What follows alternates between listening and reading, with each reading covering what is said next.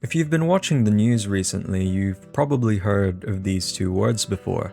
It's this evil new ideology that's trying to take away all of your rights and freedoms. They want to take the vote away from women, they support white supremacy and racism. It's an authoritarian worldview that will install a brand spanking new dictatorship in the West. That's what the secular world says anyway, the mainstream media. And in the evangelical world, there are those in vocal support of Christian nationalism, falling in line to support right-wing populist movements like the MAGA faction of the Republican Party, Reform UK, Alternative for Deutschland, One Nation. And there are Christian leaders across the West who are indeed very critical of Christian nationalism and its attempts to try and tie Christianity, the church, to the state. The reason why, apparently, is that Jesus came here not for his followers to create a physical political kingdom, but instead he came to spread his spiritual kingdom through the church. And allegedly, these two options are dichotomous. But I believe the vast majority of Christians on both sides of the debate misunderstand the whole point of Christian nationalism. And in this episode of How Frieren is a Christian Anime, I'd like to shed some light on what this ideology even is in the first place, what it's trying to achieve, and of course what it means for you every day as a Christian. In episode 4 of Frieren Season 2, we see the trio making their way through the dreaded Northern Plateau, an area of the continent which is riddled with monsters in greater number and greater strength than in the south. Near the end of the episode, they make their way to this quaint village and seek refuge for the night. And it's at this village that the party meets this man who is the de facto representative of this village, and he offers the three a cabin for the night. In exchange, however, he requests that the adventurers go and slay the monster who's been terrorizing their village and has basically stopped any traders or supplies from reaching them. It's here that one of the characters, Stark, asks this interesting question. Stark says, "But it's just a 3-day trip south along the main road to leave the Northern Plateau. There's no need for you to live in this dangerous place, is there?" The man of the village responds, "This area is certainly dangerous even by the Northern Land's standards, but we were born here and raised here. The land is full of our memories of our families who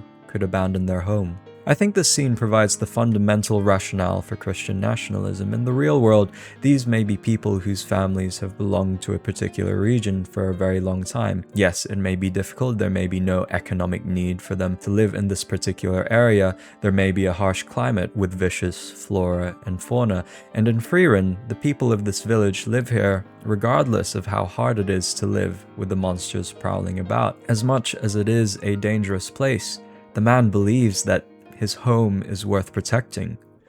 In 1983, a sociologist named Benedict Anderson coined the term imagined communities to try and explain how countries and nations exist in the first place. Anderson suggested that a country or a nation does not really exist in physical reality. It is an imagined idea or a social construction that becomes real because enough people within a region or area agree that they belong to the same nation. We see this in Frieren, while not explicitly, but subtly through the villages and towns and lords whom we meet. They all hold different levels of jurisdiction. People being able to live in peace, to engage in their day-to-day living, being able to live within the boundaries of fortifications, these are all only possible as a result of imagined communities, being able to produce a good, sell your labor to another person, to be able to trade and exchange goods and services, to have and practice faith, to practice within academia, for authority to maintain and keep the peace. This is also extended towards the existence of the bureaucracies like the Continental Magic Association or the logistical organizations like the Norm Company who operate beyond the borders of each of the various kingdoms on this continent. However, just because imagined communities are a social construct or, in Christian terms, worldly or man-made, not directly made by God, is the existence of these imagined communities a bad thing? We actually follow an imagined community throughout the majority of the Bible. It's the nation of ancient Israel. Ancient Israel is as much an imagined community as their contemporaries ancient Egypt, Assyria, and Persia. And ancient Israel is as imagined as the countries of today, like the great United States, Great Britain, Japan. None of the Israelites would have ever been able to meet or be in communication with or be in interaction with every single one of their fellow Israelites over the course of their lifespan. Israelite Bob would never be able to become friends with or make acquaintance with every single citizen of ancient Israel. He wouldn't even be able to do that with every single member of his tribe. Yet that is the very definition of an imagined community, that despite these people not being able to tangibly meet with one another, the ancient Israelites shared a common history and national narrative. They found that commonality with each other in the sharing of these stories, that they were the descendants of Abraham, Isaac, and Jacob, whom the God of the universe made promises and blessings towards, that these people, they were the descendants of those who were enslaved in Egypt, who were then rescued and delivered by God. There is this unity in this imagined community where they were able to live together relatively peacefully within an existing and functioning nation. And despite the ancient Israeli nation not being a real physical tangible reality, God still institutes and establishes this nation. He sets up rules and customs and traditions for these people to follow, and he raises up for them prophets, then judges, then rulers, then kings. There are territories, there are cities, governments, and we read about God's institution of this nation right throughout the Old Testament. The concept of a nation and the existence of physical kingdoms in this current era under the New Covenant is something that God is not opposed to, as we read in the New Testament. According to Romans, it looks like God actually supports the idea of nations existing in the first place.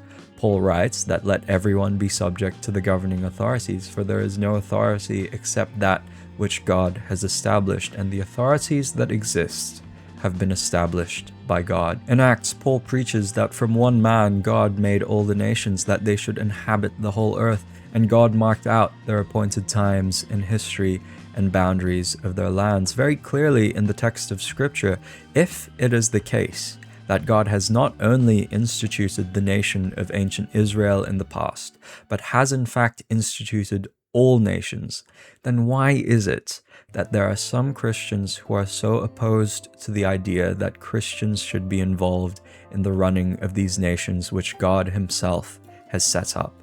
These authorities from which these nations derive their legitimacy from God. The Christian already believes that all things come from God. On the basic level, he gives us food, water, a family to belong to, a roof over our heads. He gives us friendships, community, and relationships. So why then would it not follow that for the same reasons that we steward and take care of, preserve those good things that God has given us, that we as Christians then ought to take good care of the nations and countries that he has put us in? Seemingly, God has put this desire in people to belong to a nation in every other person and people group around the world. He has placed what seems to be a common desire among all peoples to defend and protect their homelands. No matter which country you look at, there have always been nationalist movements. People have always been drawn to protection of their families, homes, communities. It's a natural desire that God has imparted upon all peoples, that these were the lands of our forefathers who have come before us, and these are the lands which are full of the memories of our families, the lands which we could not ever fathom abandoning. Then the evangelical may say that Jesus said that the kingdom of God is not of this world. We as Christians should untie ourselves from the physical kingdoms which are of no consequence, instead marching forward with the spiritual kingdom of Jesus Christ as we spread the gospel and evangelize. I would argue that this is a false dichotomy. In every church, there is only going to be one head pastor or a set of church elders who will lead and manage a church. There are only going to be so many volunteers, workers, ministry leaders, or people who serve within the church. So much so that not everyone is going to use their talents to directly contribute to a particular ministry or within a physical church itself. God has given us various talents and skills which are not going to be directly used within the confines of a church's four walls, and the calling and ministry that some people have may actually be in politics. I don't see why, if someone's giftings is to serve as a staff member of a political party, to serve as a campaigner or as a public servant, as a policy advisor or as a politician, who are we to say to that person who holds that gifting that they should not use that gift to serve God? In the book of Nehemiah, where it is stated that God put it in Nehemiah's heart not to lecture or preach to the Israelites, nor was his calling to gather and organize an army to incite a rebellion against the Persians who were their overlords, but actually it was placed in his heart to just rebuild the physical walls of Jerusalem. Then the path that God opens up for Nehemiah is that he allows him to cooperate with the Persian government.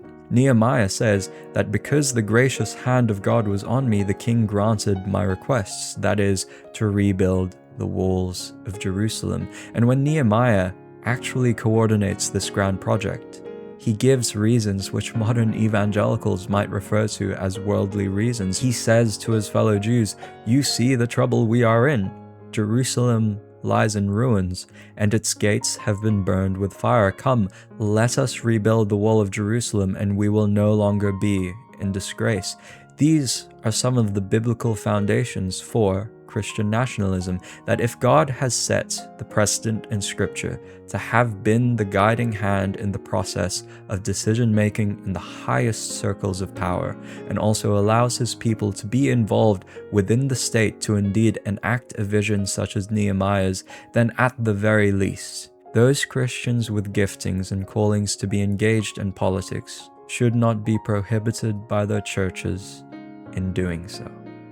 Sousou no Frieren is a very dense anime with a lot of themes aligning with Christianity that can't be fully explored in the one video. If you'd like to see more videos focused on Frieren, then please like and subscribe so that you can see more of this content on your homepage. Hopefully, this video as the first in a series of videos has been a good taster for what to expect with this series as we examine further how Frieren is a Christian anime.